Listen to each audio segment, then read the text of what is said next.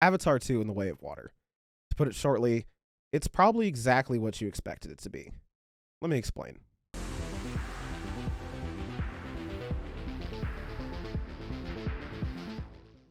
I like to keep it short and sweet, but on this one, I really need to talk about a non-spoiler section and a spoiler section. So obviously, we're going to lead with non-spoilers. You stick around to the second half. We'll get into the meat of the movie, and okay, we'll talk about that later. But for right now, keep it non-spoiler. This movie's probably exactly what you expected it to be, and it's pretty much more the same from the first one. It is a VFX masterpiece. Everything in this movie is fantastic. It's groundbreaking. Looking at the water simulations alone would have set my computer on fire. It was fantastic. Don't get me wrong, it's not perfect. It's not photoreal. You're clearly there's there's not even room for the uncanny valley because it's very clear you're watching an animation. Like it's very clearly like just an animated film at this point. And obviously there's motion capture and stuff going into it, but blah blah blah. Whatever. And it has a very middle of the road story, maybe a touch better than the first one, not by much. Worse in a lot of ways, if I'm honest. But look, guys, I didn't go in with high expectations and I wasn't let down. This was exactly how good I thought it was going to be. I got to experience the majesty of what Weta was able to produce with their VFX in studio, and I liked it. I thought the fight scenes were extremely well choreographed. I thought the story was just simple enough not to get in its own way. I thought the character relationships were actually pretty good. There's a lot of new characters, and I actually enjoyed most of them.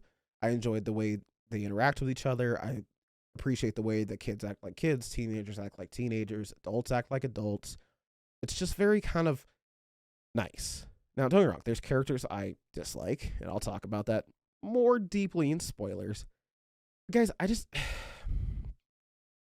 for all the objectively wrong things with this movie, and there are a lot, don't get me wrong, I just didn't hate it. And this is one of those times where, yes, I'm going to tell you, objectively, this is a terrible film. Just, it is. From a story perspective, from all that, it's dumb, it's bad, it's tropey, it's predictable, it's simple.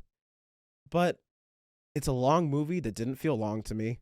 I enjoyed it the whole way through. I gave my friend about 87 what the fuck did they just say faces because there's a lot of dumb shit, but I had fun. At the end of it, I was in a good mood. I was happy to drive my 2 hours home. And, it didn't feel like work. Sometimes I go to a movie specifically to make a review and it feels like work. This did not feel like that. I enjoyed the majority of it. And I can happily recommend that you go and watch it. Now, you're not going to want to see it twice. Okay, it's one of those movies you're going to sit down, see it in a movie theater. Absolutely 100% see this in a movie theater, see it on the big screen with as many pixels as you can get, with the best sound system you can get. Have a good time.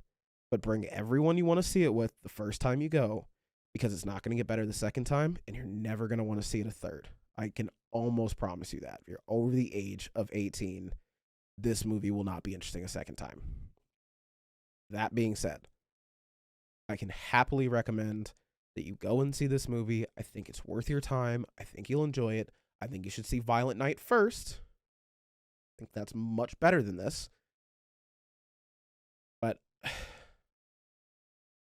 I think it's worth going to this movie. If anything, just to continue seeing moviegoer or movie makers be allowed to push the boundaries of what's technically possible. Because I appreciate that. I like that. That's what this movie was about, and that's what they did here.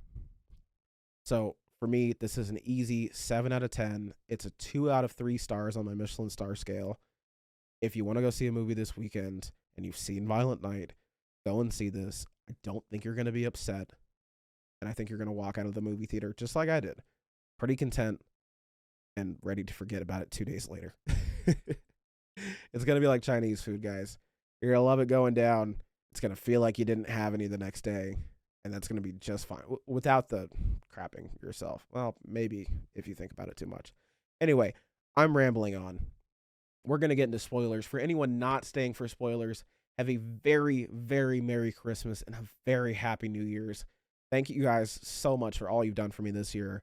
I appreciate it from the bottom of my heart. I love y'all. Have a very, very good year. I'll catch you in 2023. See ya.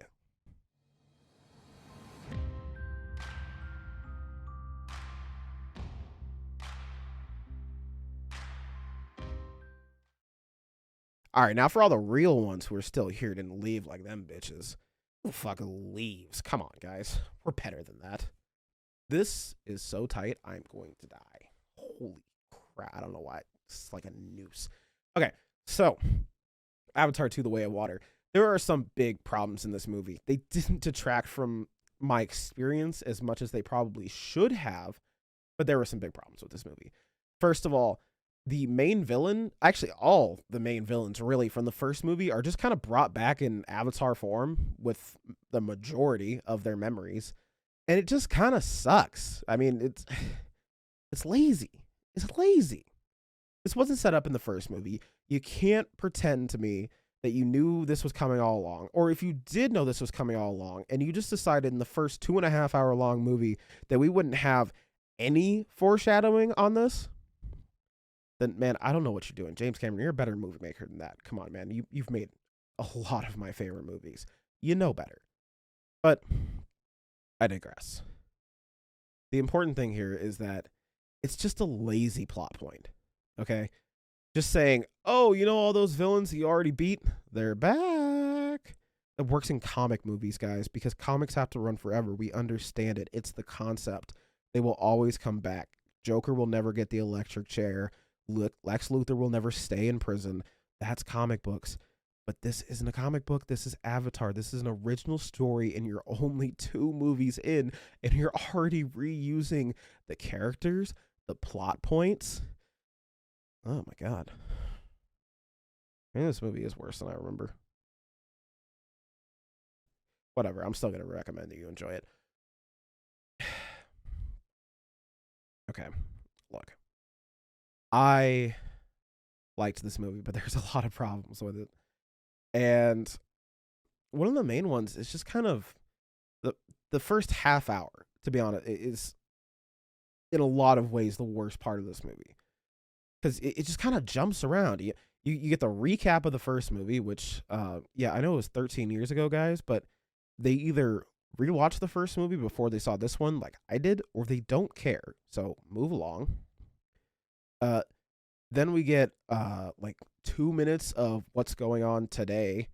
And then we get, oh, the sky people are back. Oh, no. Oh, they're still here for our minerals. Oh, no. And then it's literally 1 year later.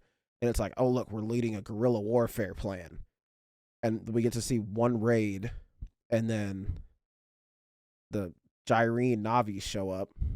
And they're like, oh, shit. It's that dude. We should leave. So they leave. And like, Borderline could have just started right there. You know what I mean? Like, whatever. Look, I like most of the characters, but the youngest son in this movie is just about the dumbest character I've ever seen in a movie, and I hated him for the entirety of the movie. It just got worse and worse and worse because the only plot point this movie had was Jake's youngest son did something stupid after he told him to stay where he was, and everything got worse. That's it. That's all that happened. Literally every time he said, hey, stay here, don't do anything, he would not stay there and do something, and the plot would get worse, and that's where we would get conflict. That's the only place we got conflict from in this movie. And it was stupid, and it was repetitive, and it got worse, and it got worse, and it got worse, and the joke really got tiring an hour in, and it was exhausting on hour 3. Okay? I think that's fair.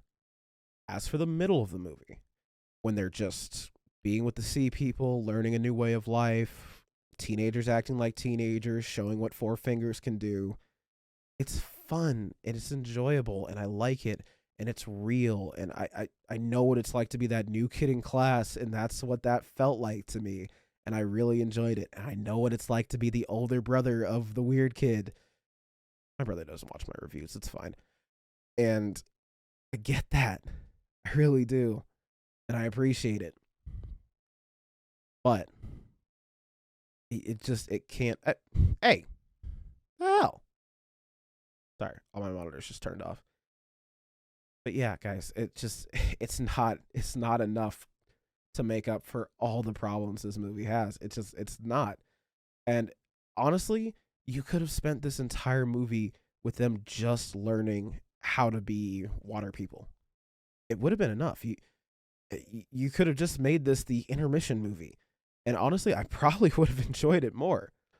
But alas, we get a stupid final conflict that's just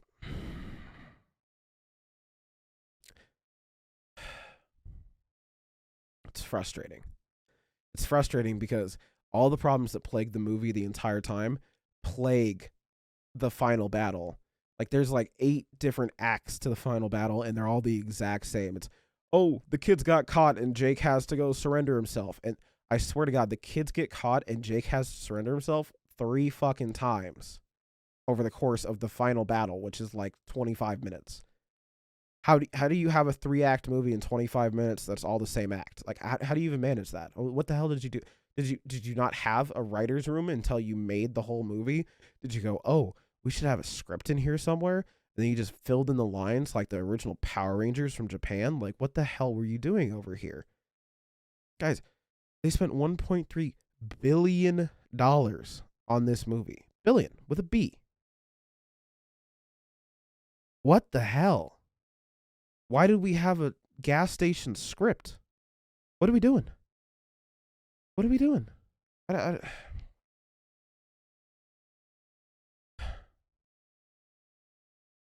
digress. It's just, it was lazy. It was lazy. It was poorly thought out. And the fact that they, for whatever reason, okay, there's so many people that should have died in this movie. But if anyone really should have died, it was the lead Gyrene. I don't remember his fucking name. You know who I'm talking about. Big old scar head. If anyone should have died, it was him after getting choked unconscious underwater and drowning for 10 minutes. And then someone just, or his son just carries him back to the surface and he's like, hey, I'm good. And that doesn't make any fucking sense. And it entirely happened because they went, oh, let's use him for the villain in the 3rd movie. Because, yeah, I really want to see him get beaten for the 3rd time. It was really fun the 1st time. It was fine the 2nd time. Guys, the 3rd time, it's not going to be interesting. I'm just going to want it to stop. But, look, for all the problems this movie had, I had a good time. I wasn't upset. I wasn't mad that I saw this. This wasn't a bad day for me. And as much as I wish I could sit here and rant and rave and tell you how awful this movie is, there's plenty of other people that can do that. And I'm one of them. I could sit here and make an hour-long video about how bad this movie is, but I didn't hate it, and I don't think you're going to hate it, and I just want you to give it a chance. So from me to you, go get it a chance, come back, tell me I was wrong, tell me I was right, tell me it was a 10 out of 10 movie, I'll block you, and, you know, we'll all just have a very Merry Christmas. It's December, guys. I'm not in the mood to rant and rave and have a bad time. I'm in a good mood. It's Christmas time. I got my hat on. Angry Lawrence is coming back, but not until the new year. Until then, guys, have a very, very Merry Christmas from the bottom of my heart.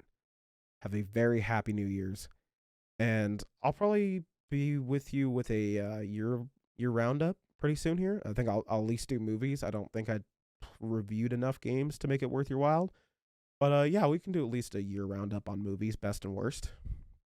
So yeah, until then, guys, have a wonderful night and always remember to smile. God rest ye merry gentlemen, let nothing you dismay. Remember Christ our Savior was born on Christmas Day to save us all from sin.